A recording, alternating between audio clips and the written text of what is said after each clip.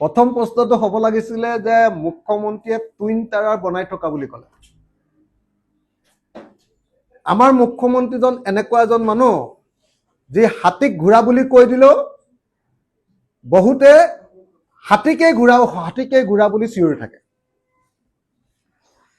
মুখ্যমন্ত্ৰীক মই কাইলৈ বিধানসভাত প্ৰশ্ন কৰিম যে মুখ্যমন্ত্ৰী ডাঙৰীয়া টুইন টাৱাৰটো এবাৰ চাবলৈ যাওঁ।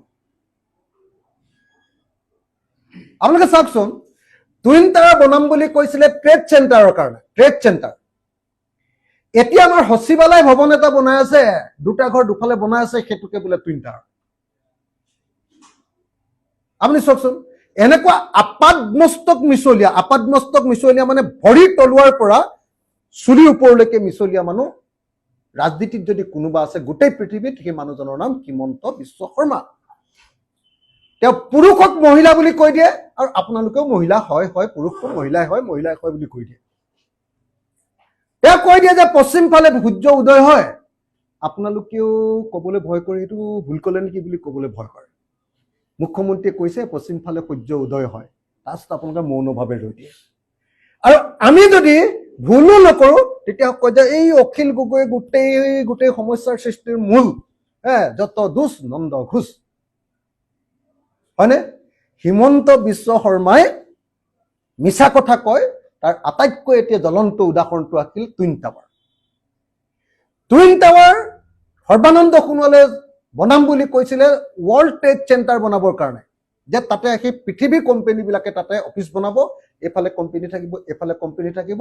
অসমখন ভাৰতবৰ্ষৰ পৃথিৱীৰ মানে ট্ৰেডৰ মানে ইণ্ডাষ্ট্ৰিয়েলাইজেশ্যনৰ মানে একদম হাব হৈ পৰিব।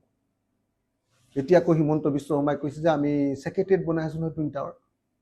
হেৰৌ বাপু, আমাক সৰু ল'ৰা বুলি ভাবিছা? তুমি চবকে মূৰ্খ বনাই থাকিবা আৰু আমি মূৰ্খ হৈ থাকিম। তুমি যাক বনাব পৰা বনাই থাকা, কিন্তু আমিতো নামানো ভাই। আৰু নামানো কাৰণে তুমিতো আমাৰ ওপৰত এনেকুৱা এটেক কৰি থাকা। হিমন্ত বিশ্ব শৰ্মাৰ নিচিনা মিছলীয়া মানুহ অসমত জন্ম হোৱা নাই। অসমৰ ৰাজনীতিতটো নাছিলেই, অসমতো জন্ম হোৱা নাছিলে।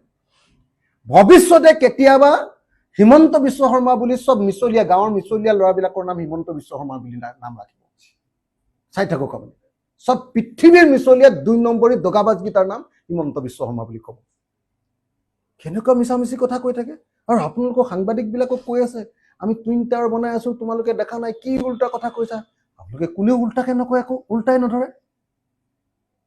আমাক হ'লে মোক হ'লে অথনিৰ পৰা ৰেষ্ট কৰিবলৈহে বাকী আছে। কালি কি গণ্ডগোল কৰিলা বুলি হিমন্ত বিশ্ব শৰ্মাই আপোনালোকক ইমান মিছা কথা ক'লে, এটা বাক্য আপোনালোকে উল্টি ধৰা নাই। টুইন টাৱাৰ বনাই আছে বোলে, টুইন টাৱাৰ কাইলৈ মই বিধানসভাত সুধিম, হিমন্ত বিশ্ব শৰ্মা ডাঙৰীয়া বলক আপোনাৰ টুইন টাৱাৰ চাবলৈ যাওঁ। টুইন টাৱাৰ, হিমন্ত বিশ্বৰ টুইন টাৱাৰ কাইলৈ উঠিবলৈ যাম নহয় ৰবা। কৈ আছো কাইলৈ চিঞৰিমেই, কাইলৈ বিধানসভাত হিমন্ত বিশ্ব শৰ্মা অহাৰ লগে লগে আপোনাৰ টুইন টাৱাৰলৈ যাওঁ বলক, টুইন টাৱাৰলৈ যাওঁ বুলি চিঞৰিমেই মই। মোক বেয়া পাই লাভ নাই, আৰু কোনোবাই ক'লে নহ'ব। ইমান মিছা কথা মুখ্যমন্ত্ৰী এজনে কয়, তাৰপিছত মুখ্যমন্ত্ৰী বুলি কেনেকে ভাবি থাকিমেই? মিছলীয়া পৃথিৱীৰ 2 নম্বৰী টুইন টাৱাৰ বোলে বনালে। দুটা ঘৰ দুফালে বনাই দিলে সেইটো টুইন টাৱাৰ নেকি? টুইন টাৱাৰ তুমিতো ইণ্ডাষ্ট্ৰিয়েল হাব কৰিবৰ কাৰণে দুটা ট্ৰেড চেণ্টাৰ বনাব খুজিছিলা, ক'ত গ'ল তোমাৰ টুইন টাৱাৰ? মিছলীয়া পৃথিৱীত ইমান 2 নম্বৰী মানুহ মুখ্যমন্ত্ৰী হ'ব নাপায়। ভুল হ'ল আমাৰ, চব অসমীয়া মানুহে ভুল কৰি দিলোঁ। এই মানুহটো চিফ মিনিষ্টাৰ বাৰু লাট মাৰিয়ে হ'ল, তেওঁ চিফ মিনিষ্টাৰ পাতিবৰ কাৰণে আমি ভোটো দিয়া নাছিলোঁ বাৰু। Thank you. নোৱাৰিবি দিয়া।